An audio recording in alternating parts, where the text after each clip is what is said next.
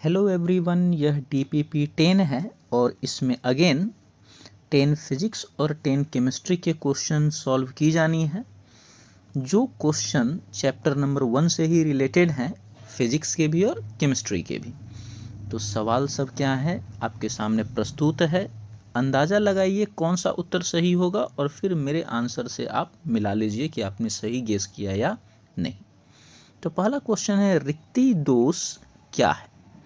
तो इसका जो आंसर होगा वो होगा ऑप्शन नंबर बी, जिसमें मेंशन क्या है? इसमें मेंशन यह है कि क्रिस्टल जालक में एक परमाणु या आयन का गायब होना, यही रिक्ति दोष कहलाता है। ये हम सभी लोगों ने पढ़े थे और आपको याद होगा कि इसके कारण डेंसिटी कम जाता है। नेक्स्ट क्वेश्चन देखिए, अंतरस्थलीय दोष या इसी को अंतराकाशी दोष भी कहा जाता है। अंतरस्थलीय दोष, जिसको इंटरस्टिशियल डिफेक्ट कहा जाता है, में क्या होता है? यह है सवाल। तो इसका जो सही आंसर होगा वो होगा ऑप्शन नंबर बी। इसका आंसर क्या होगा? Option number B. एक अतिरिक्त परमाणु क्रिस्टल के बीच, ध्यान दीजिए, एक अतिरिक्त परमाणु क्रिस्टल के बीच के स्थान पर फंस जाते हैं, ये होता है अंतरस्थलीय दोष।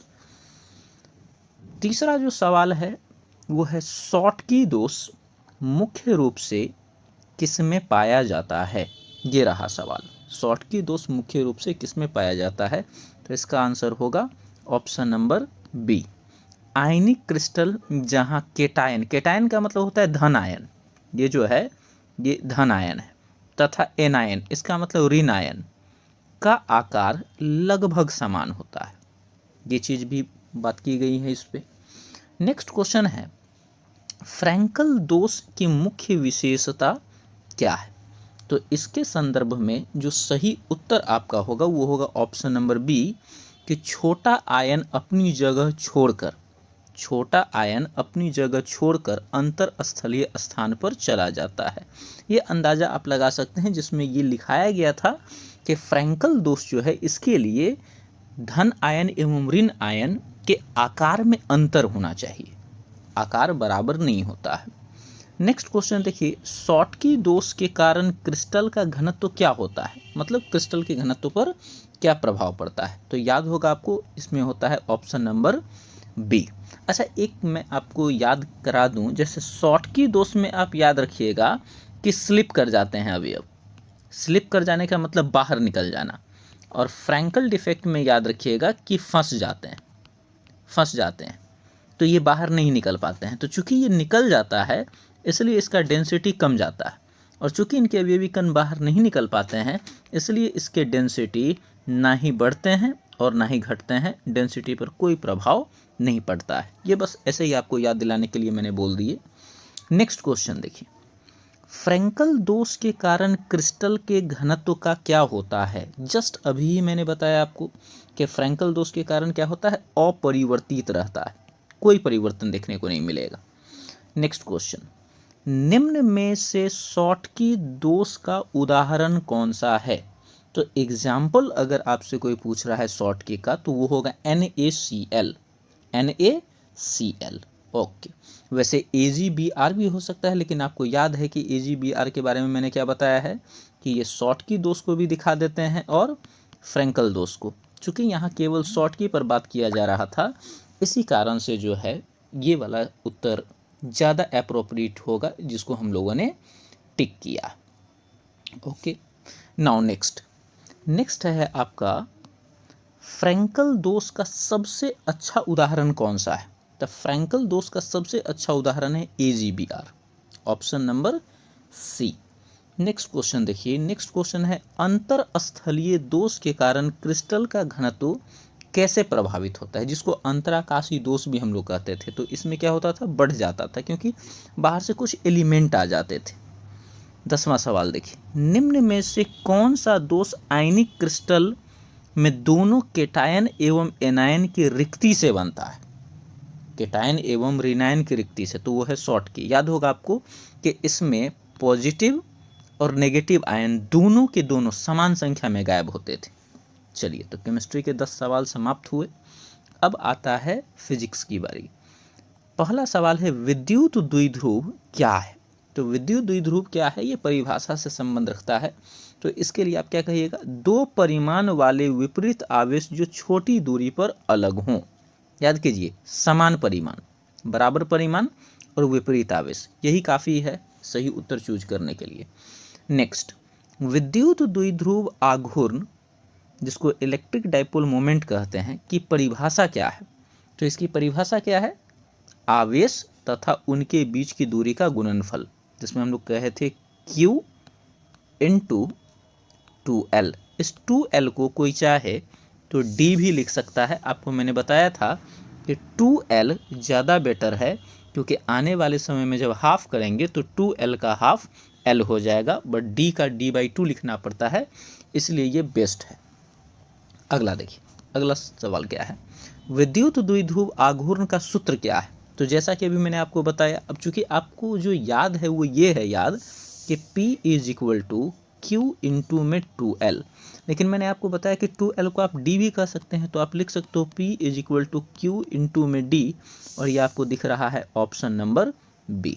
So this is the correct option. Next देखिए, नेक्स्ट क्वेश्चन, विद्युत द्विध्रुव आघूर्ण एक सदिश राशि है, इसकी दिशा किस ओर होती है, यह क्वेश्चन पूछा गया है। तो आपको मैंने बताया था कि ये इलेक्ट्रिक फील्ड के डायरेक्शन के उल्टा होता है। इसका अर्थ हुआ कि ये आपका जो होगा वो होगा ऋणात्मक आवेश से धनात्मक आवेश की ओर विद्युत द्विध्रुव में। अगला सवाल देखिए, नेक्स्ट क्वेश्चन है, विद्युत द्विध्रुव आघूर्ण का SI मात्रक या इकाई क्या है। बहुत सिंपल क्वेश्चन है, कूलम्ब मीटर। नेक्स्ट क्वेश्चन है, एक समान विद्युत क्षेत्र में रखे विद्युत द्विध्रुव पर बल आघूर्ण कब अधिकतम होगा। याद होगा आपको कि बल आघूर्ण का जो फॉर्मूला आपको मैंने बताया था वो बताया था टॉर्क बराबर PE sin थीटा। तो अब सोचिए आप कि टॉर्क का मान मैक्सिमम कब होगा। तो आप कहिएगा कि सर टॉर्क का मान मैक्सिमम तब होगा जब साइन थीटा का मान मैक्सिमम होगा, और आपको पता है कि साइन थीटा का जो मान मैक्सिमम होता है वो होता है 90 डिग्री पर। थीटा जब 90 डिग्री होती है तब साइन थीटा का मान होता है मैक्सिमम। तो थीटा 90 वाला ऑप्शन जो होगा वो हो जाएगा सही, मतलब ऑप्शन नंबर B आपका बिल्कुल करेक्ट हो जाना है। नेक्स्ट क्वेश्चन देखिए जाए, विद्युत द्विध्रुव पर लगने वाला बल आघूर्ण का सूत्र क्या है। हमें टॉर्क का फॉर्मूला पता करना है।